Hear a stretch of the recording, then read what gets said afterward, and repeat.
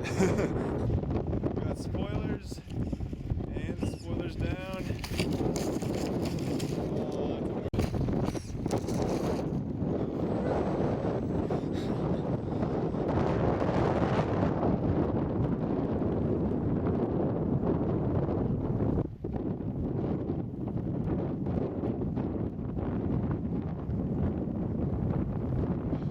There's so much lift right here, even with spoilers down, I can still stay up.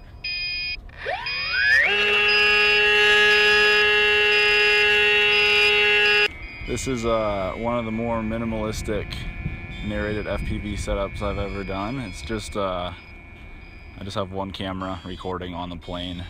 The plane has a little bubble in front of it, in front of the camera, so just recording through that keeps it aerodynamic. The beeping you hear is the TBS variometer.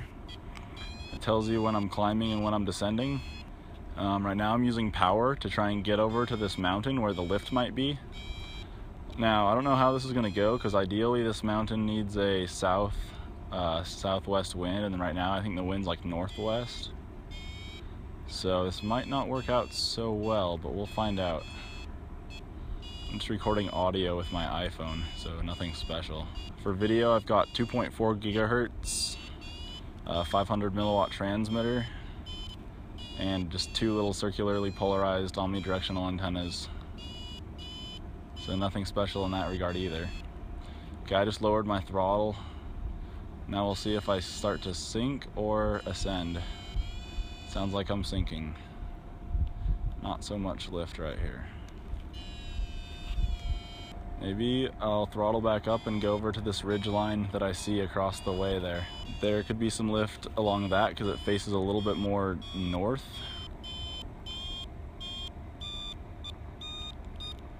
Yeah, I'm getting some lift here, but my motor was on right there. So now my motor's off. I'm still getting lift. Have a good video signal. I'm also not that far away, really. Today's an interesting day as far as the weather goes because there's a lot of wind shear, meaning it's really calm on the ground, but up high there's a lot of wind. So that's not so good for thermaling because the thermals get kind of chopped up in the wind. I'm still climbing with no throttle now. You can see downtown Salt Lake there, out in the distance. It'd be nice if I had an OSD, but unfortunately I don't have one set up right now on this. So far I like the Sky Eye. It's pretty much just a larger Easy Star or Bixler type plane that's made for FPV. The bubble in the front is, I'm not a huge fan of bubbles because they kind of mess with the video quality because you get reflections in them. But I mean, for what it is, it's a good plane. It's got flaps and ailerons. The flaps work well, they do their job. So I've got it set up for flaps and spoilerons right now, so if I want to come down really fast I can hit the spoilerons and just drop like a rock. The wingspan is 2 meters on this one. So this hillside you see across the way there, that could be creating some turbulence. And it seems that most of the turbulence is kind of smoothing out before it hits my hillside that I'm flying along here. But that's probably still taking a lot of my lift. I'm sure I would have a lot more lift if that hillside weren't there. And if this one were just facing directly northwest. But I'm climbing really well. I'm pretty high relative to what I started at. It's kind of a hazy day. There's some smoke out in the air from wildfires. I don't know where those wildfires are, but they're somewhere. So I think after I fly this, and maybe a couple more narrated FPV flights with this plane, I'm gonna take the parts out and put it in a new glider that I have. It's a big 3-meter glider that I have set up for partial solar assist. It's got solar cells on it, not enough cells to sustain flight, but enough cells to help it out. So that should be good for stuff like this. Once I have that set up, I'm planning on taking it out to like much bigger mountain ranges where I'd get lift for miles and miles, and I'll get OSD and everything set up in that. This plane is better for shorter range. I've got a 3000 milliamp hour 3-cell battery in it right now, I think it's got an 8 or a 9-inch prop. I'd actually just pulled this plane out of my basement. It's been in there all summer when I was in Washington. So this is the first flight all summer. I'm using Dragon Link for control. It's very reliable as always.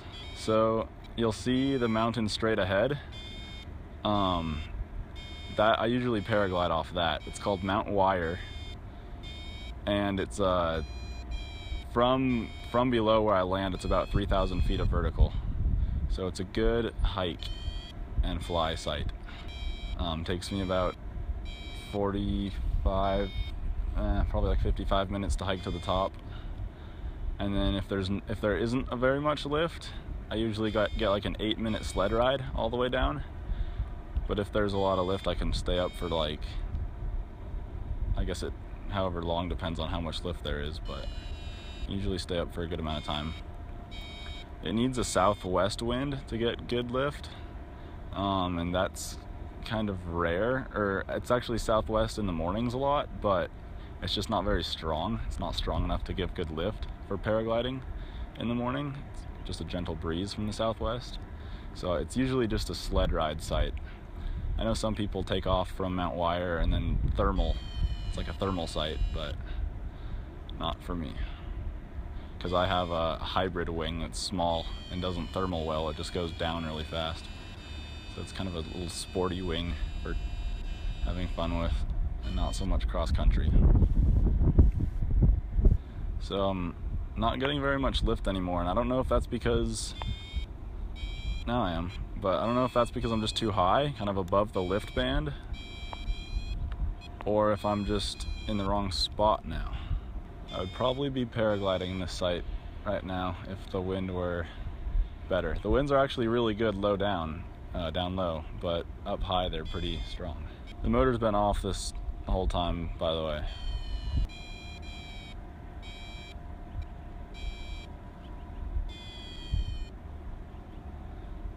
Maybe that was just a little thermal.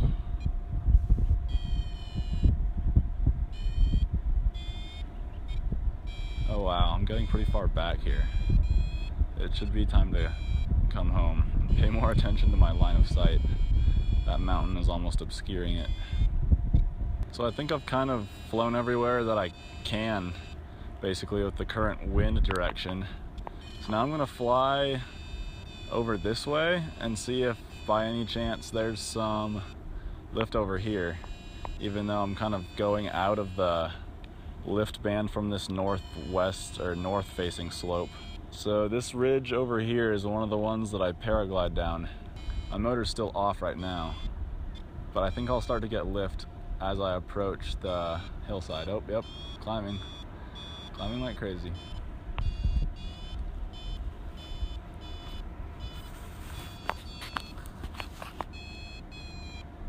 Slowing down. It's really unpredictable where you're gonna find lift and where you're not.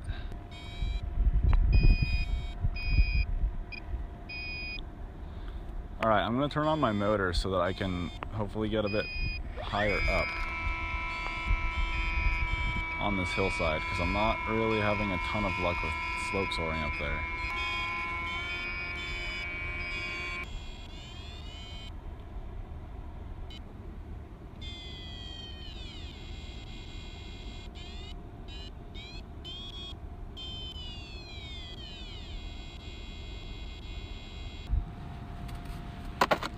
Whew. That was rough. That landing was a little rough. Wow, rough enough to knock the camera out. I hope it's still recording. Oh, it is. That's good. This is the RunCam 2. It's kind of surprised that it knocked out. It was just sitting right, basically right in there, like that. So I just kind of hot glued it in there. Oh yeah, I have a little speaker in here on the Vario. That's what's beeping right now. So that's the speaker on the Vario. That's the Vario itself, variometer. Here's my video transmitter, 2.4 gigahertz. There's the 3 amp hour 3-cell battery. A Dragon Link receiver is right here. And there's the servos back in there for the elevator and rudder. It's got a, let's see what kind of prop. 9, 8, 9, I can't see. There's the mountain we were flying on, by the way.